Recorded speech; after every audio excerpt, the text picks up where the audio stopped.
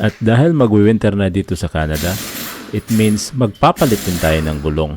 Kasi ginagamit namin dito ay winter tire para iwas disgrasya. Samahan niyo po ako. Let's go! For today's video, isasama ko po kayo kung saan po ako magpapa-change tire. Itong change tire na to ay kasama na yung balancing kasi wala po akong rims. Kasi pag meron naman akong rims, kaya naman nating ikabit yan. At ito na po yung 4 na gulong natin para po sa block na sasakyan po natin.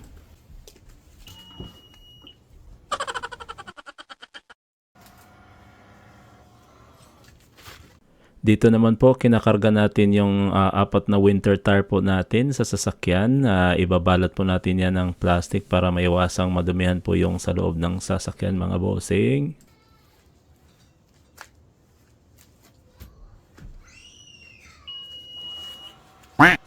Alis na tayo mga bossing. Of course, dadaan natin Grandview Avenue. Liliko po tayo dyan sa Champlain Drive, of course. And then after po niyan, ang dadaanan natin ito ay McAllister Drive.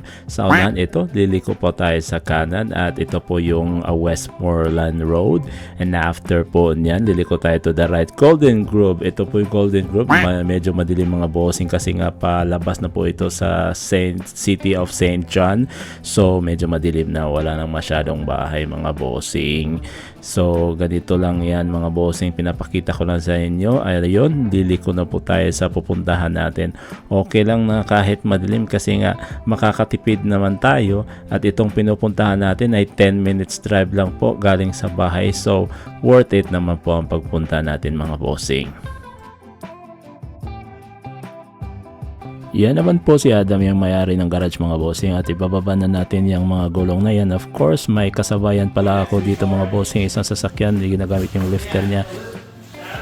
Jack lang ang ginagamit sa akin mga bossing kasi nga supposedly wala akong schedule ngayon. Ang lupit nga ni Adam, in-insert niya lang ako kasi nga may kasama siyang tropa ngayon na gagawa sa gulong ko ngayon mga bossing. So ayun, ipapakita ko lang sa inyo na sa kabila dyan talaga sana ipapalift. Ang lupit ng garage na to, bahay lang to, may lifter siyang ganyan. Ang lupit, nag-invest talaga para sa hobby niya. Ito pala ang rason mga bossing kaya sinabi ko makakatipid tayo. Tingnan nyo.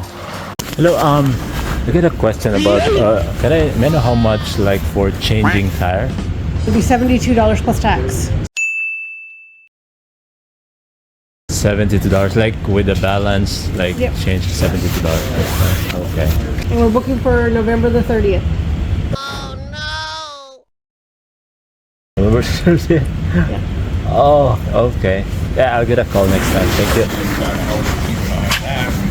Yeah, for sure. Just want to inquire how much is like changing of tire Yeah, for 20 inch. yeah. Do you need to buy tires or No, you have just tires? I have the tire, Yeah. but like just to change Yep. with So, balancing thing. Yep. Yeah, you didn't buy them here. No. No, so $20 tire. 20 each tire plus tax, right? So Yeah, it comes to $87, I think. 87 all in. Yeah, with tax. All with Yeah, tax. yeah. Okay. Yeah. Just want to know. So for appointment, I just need to call, right? Or Yeah, but you're looking at like December now.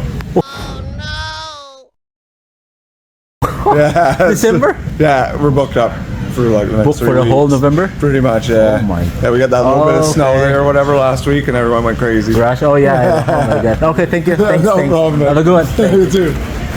Ayun na nga mga bossing, tinatanggal na ngayon ang mga gulong from the car mga boss. At of course, gagamitan ng equipment yan para tanggalin yung tire from the rim. At dyan po magiging nakikita nyo po na nag-invest talaga ang garage na to ng mamahaling mga equipment para mapadali yung trabaho nila mga boss. At sa lingid ng yung kaalaman mga boss, ito'y isang garage lang sa bahay na isang libangan lang ng kaibigan natin dito po sa Canada mga boss. Kaya medyo nakakatipid po tayo dito comparing po sa mga establishments or sa mga dealership like Canadian Tire, Costco, Mr. Lube, Honda, Toyota at iba pa mga bossing. Dito naman mga bossing, kinakabit at binabalance na po yung gulong po natin. Ito po yung maganda kasi nga pag pinapalitan po yung gulong natin from the rim, kailangan kailangan po talagang ipabalance po yan mga bossing. At dahil tapos na mga bossing, ibabalot na naman natin ito sa plastic para maiwasang madumihan yung loob ng sasakyan. At now piniprepare natin yung bayad mga bossing. Bayad po natin pala dito ay $50 mga bossing. Of course, ibabalik na po natin yan sa sasakyan mga bossing ang mga gulong at tayo'y uuwi na maya-maya mga bossing.